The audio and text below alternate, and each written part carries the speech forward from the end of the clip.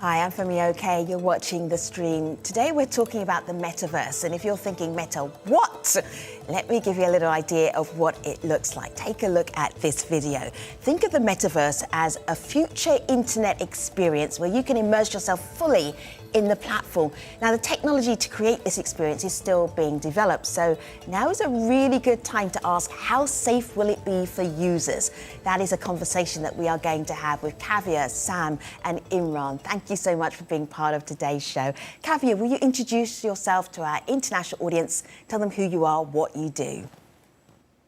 Thanks, Femi. I'm Kavya Perlman. I'm the founder and CEO of XR Safety Initiative. It's a global nonprofit based in San Francisco. Our mission is to help build safety and inclusion in XR ecosystems. And now we have a word for it, aka the Metaverse. Oh, very nice. Hello, Sam. Good to have you on board. Please introduce yourself to our stream viewers, please.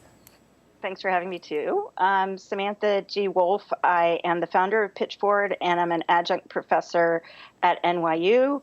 I focus on marketing and brand strategy for emerging technologies with sort of a even narrower focus on technologies related to the metaverse.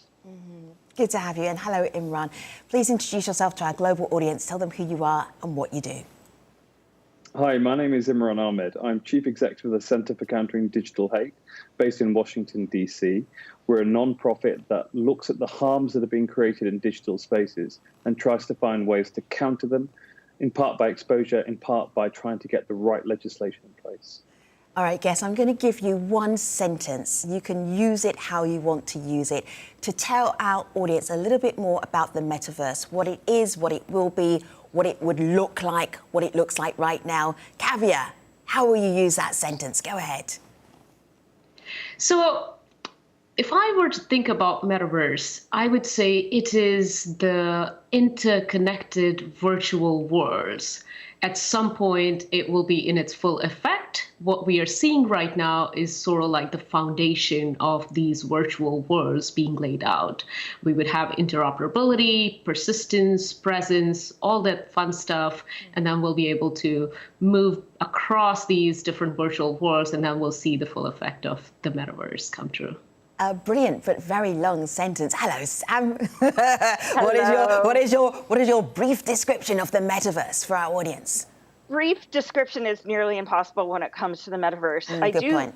like thinking of it as sort of a culmination of all these emerging technologies coming together. We're on the verge of what you would call the fourth industrial revolution, which, you know, the first was sort of steam and water power. You get railroads, and the most recent one was the internet. And so this is the next one that's coming. And part of the reason, I mean, how would you describe the internet when it was first launching? It was nearly impossible. So we're on the verge of yet another revolution. Imran, what would you like to add? Well, I think just a simple explainer for people that aren't immersed in tech all day is that it's just a different way of experiencing 3D environments like your kids might play on Call of Duty, or you might play on Call of Duty yourself. And it's a way of navigating it using a virtual reality headset that goes over your eyes. So you're experiencing it as you move your eyes, move your head, you're able to see inside that environment instead of using a controller or a mouse. And it comes with all the pros and cons of 3D environments on digital spaces. So we all know that if you play Call of Duty, you'll often hear terrible things. You know, you'll hear racism, you'll hear misogyny. Imagine experiencing that now in full 3D, being able to see the person saying it. That's what the metaverse is. I actually disagree when it comes to VR only. That tends to be one of the mistakes people make. It's actually going to be a combination of both virtual reality and augmented reality. So it's not just going into virtual worlds, but going into the real world and experiencing sort of overlays on top of it wherever you go. So right now, there are more virtual reality headsets out there than the augmented reality glasses that are coming and being used in the enterprise space. You have to think of it as both in the combination of that with all these other emerging technologies. So, guests, I am going to allow our audience to get in on the conversation. If you're watching on YouTube right now, the comment section is right here. You've got questions and comments, please join us in today's discussion. I'm just curious, Kavya, as to this moment right now. What you, Imran, and Cav and Sam have been describing is parts of the internet, parts of experiences that we've been able to have in the past. It's not just happening this year or the last 2 years. So this idea of the metaverse, it feels really buzzy right now. It's like, oh, this is going to happen in the next 5 or 10 years. Why? Why has it come back as such a big thing, certainly as far as tech companies are concerned, big and small? So, Faye, I remember speaking with Laurie Segal at 60 Minutes, and she asked me in April 2021, is the metaverse real? And to that I said, whether it's real or not, we better get ready for it. Because, at XRSI, we had been observing this sort of evolution of technology.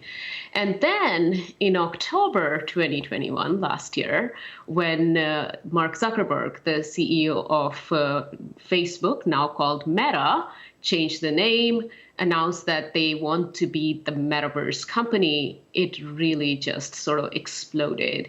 It drove tremendous VCs to look at it as a market opportunity, and marketing folks just to search engine optimize to get the clicks everywhere you see.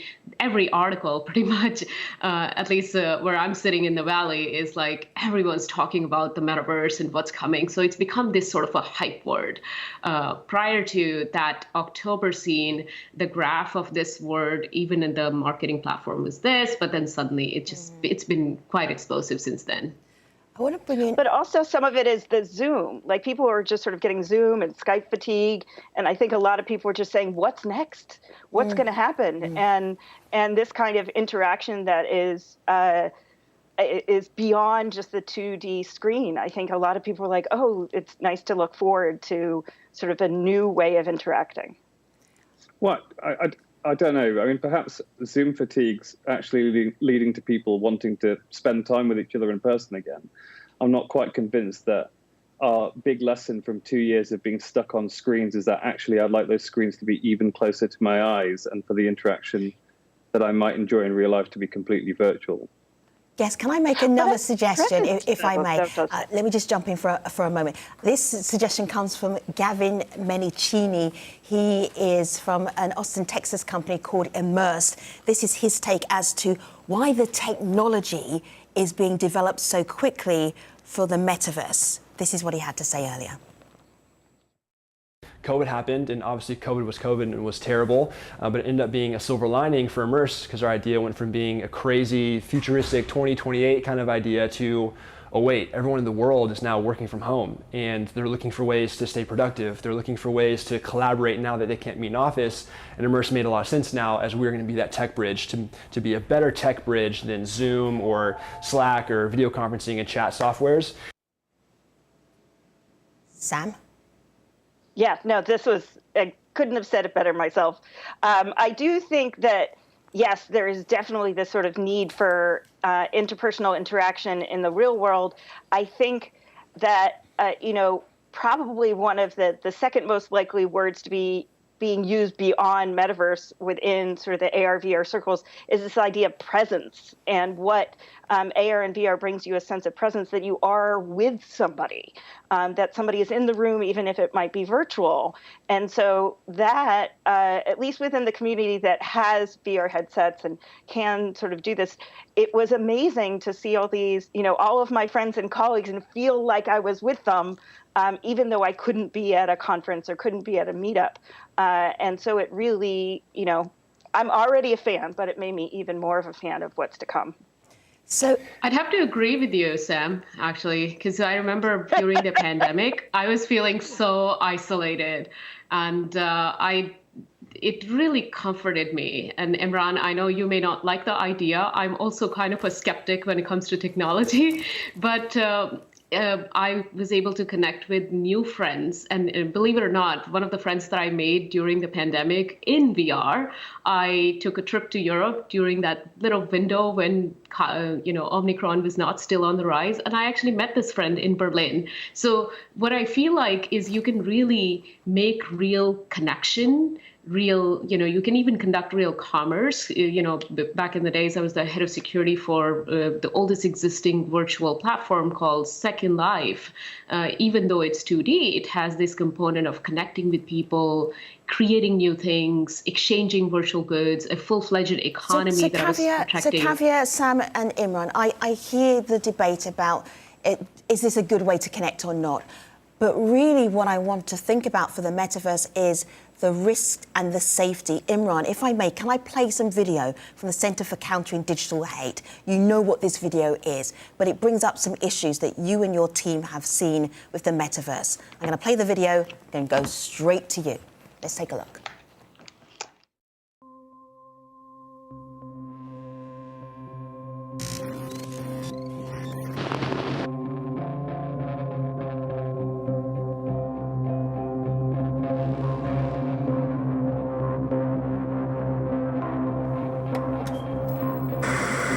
Open standards, privacy, and safety need to be built into the metaverse from day one. You really want to emphasize these principles from the start.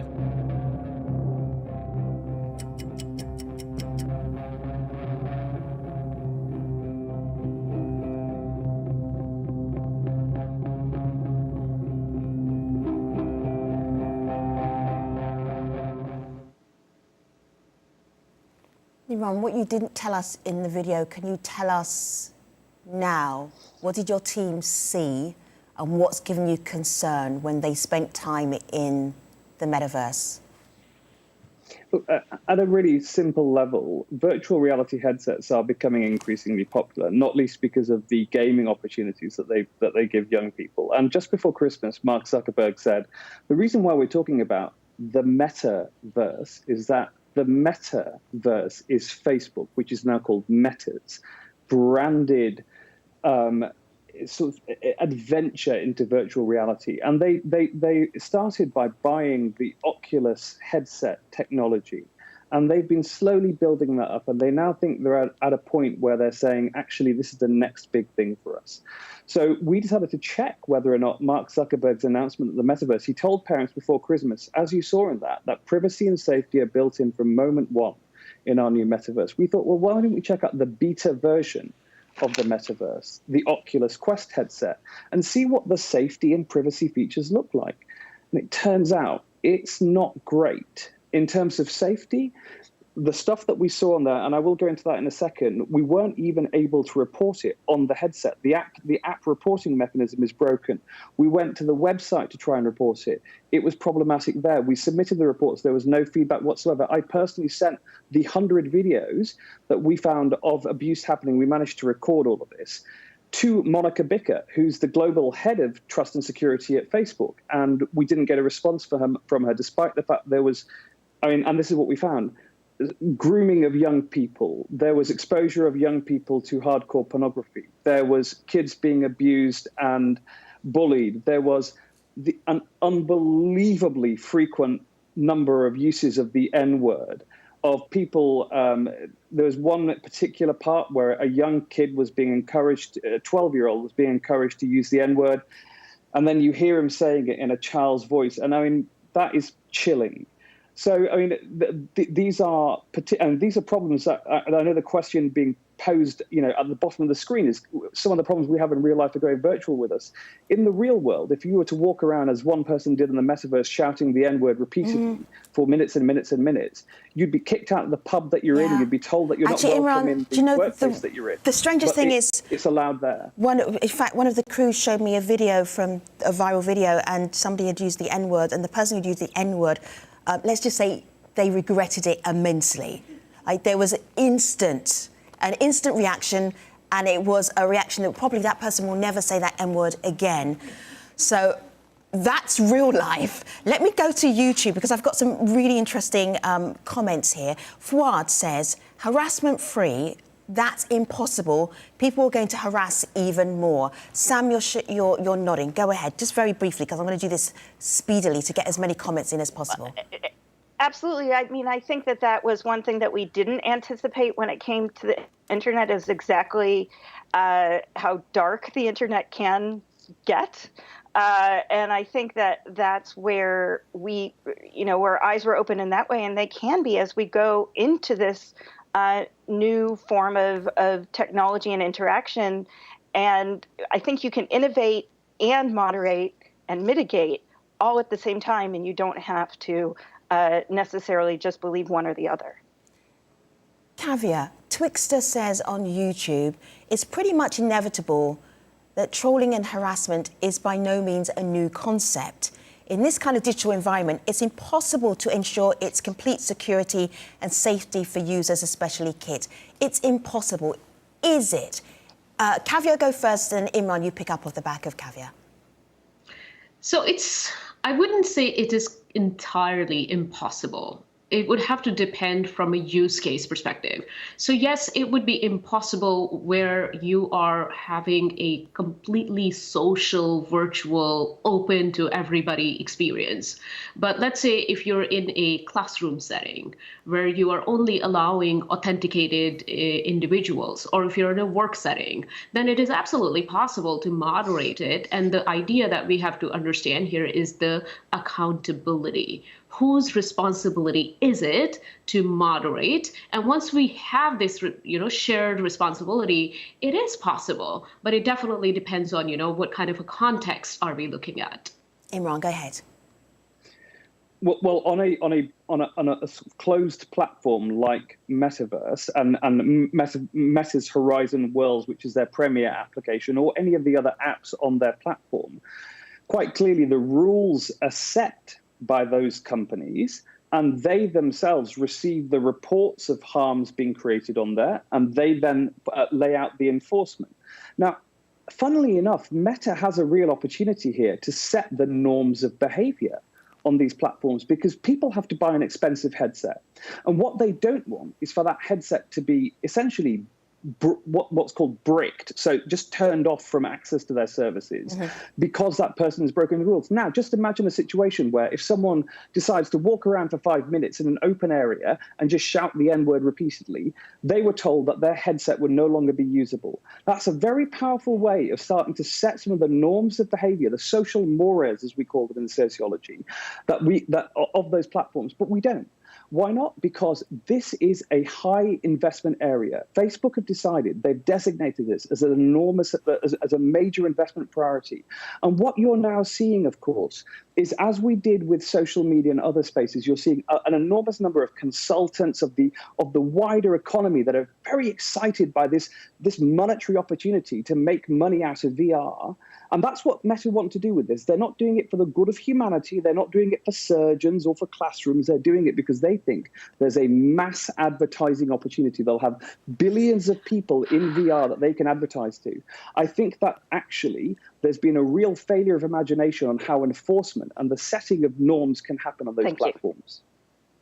I think that thinking of VR and AR as just being a social platform is really underselling the possibilities of it. It is, in my class at NYU last year, I taught the business of AR and VR, and we covered over 22 industries. I had over 50 guests, and social VR can be almost set apart from the rest of those sort of enterprise applications. I also you have to remember, again, this is not just VR. This is VR, this is AR.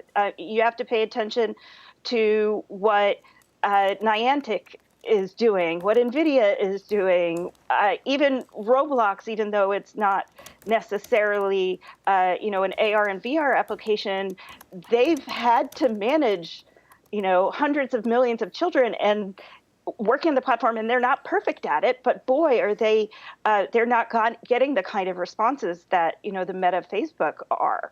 So I don't want to discount the potential of the metaverse and all the underlying technologies and say we shouldn't do this because there may be things that will go wrong. Of course there are things could go wrong. That happens with any new technology. Sam, so I agree with you, but I also agree with Imran. And then I want to throw a word of caution. So I agree there is going to be a lot of use cases. But then, what Imran, you're suggesting that, Meta has this opportunity to potentially regulate or just like kind of monitor the system and then proactively introduce what you're sort of considering sort of safety by design, or maybe disabling something because the audio said the N word, or based on the behavior. And if you really think about it, they have now expanded to many, they're crossing quite a huge number with respect to Horizon World.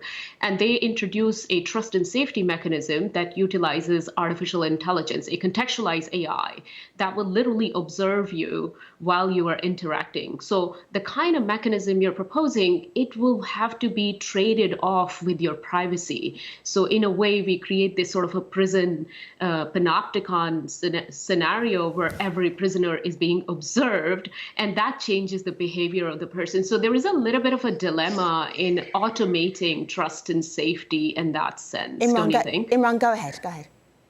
At a really simple level, if someone's doing something bad, you should be able to report it easily. So with Meta's Oculus, if let's say my friend had an Oculus Quest, if I was to put it on my head, it would automatically log me in as them. It's so simple to use. They want you to get into it, and they want you to spend time there. Now, if you try and report something, it took my team, who are all very, very bright and have been doing this for a long time to work out exactly how to resolve the VR chat name with their actual Oculus name and their Facebook ID, and they could do that in only 51% of the actual instances. And then it's really, really difficult to report it. So there should be effective reporting of breaches of the rules. There should be clear rules stated at the beginning. People should know what the community standards are. And I mean, you talk about a panopticon. Panopticon is just, what we say is that that's AI driven. And I'm not sure exactly how that works or if it's even feasible in reality. What is feasible is, if bad things happen, people should be able to report them. Then there should be some rules. And if people break the rules, there should be a consequence for them. And that, to me, I mean, you use words like panopticon, which immediately to me as a liberal, that induces a sense of, gosh, I don't want to have a prison in which all can see all. At all times, that there is an overlord, a leviathan watching at all times saying, thou shalt and thou shalt not. But we should be able to set those social standards. And I'm afraid that we don't have it at the moment. And part of the reason is because Facebook, and one of the real questions here is, of course, you've got the use cases for all these industrial uses, education, surgery, other types of technology, engineering. However, this is about Facebook, because this is the metaverse. And people don't trust Mark Zuckerberg to babysit their kids because he's terrible at it. He's got form. All right, let me just bring in another voice. This is Omni, and Omni is a founder and CEO of the Sexual Violence Prevention Association. This is still developing technology, and this is what Omni says about the metaverse. Meta and Microsoft have released new safety features, but there is still a long way to go to end sexual harassment in virtual reality. Many of the existing safety features and protocols are ineffective or unenforced. This casts doubt on the new safety measures. Further, the new safety measures focus on touching and personal space, but sexual harassment can be perpetrated in many other ways. Meta and Microsoft must develop safety features to prevent and address all forms of sexual violence, including verbal abuse, physical threats, virtual assault, stalking, and pedophilia. With these new safety measures, Meta and Microsoft are taking a small step in the right direction, but far more is needed to eradicate sexual harassment in virtual reality. I have to say, guest, you've really started quite a conversation online. Twixter says this is an exciting concept, although Twixter is a little bit concerned about safety for users. And then Akil says, there is another option. How about you don't use it? The guests are like, okay. Thank you so much. I'm going to say thank you to Kavya, to Sam, and to Imran. We have so much more to talk about. What I hope is the developers, big tech and little tech, are also having these vibrant conversations, because that way, then when we're all using an excellent metaverse that is very immersive and exciting and safe, it's because of the conversations that we've had today. All right, thank you so much for being part of today's show. I'll see you next time. Take care, everybody.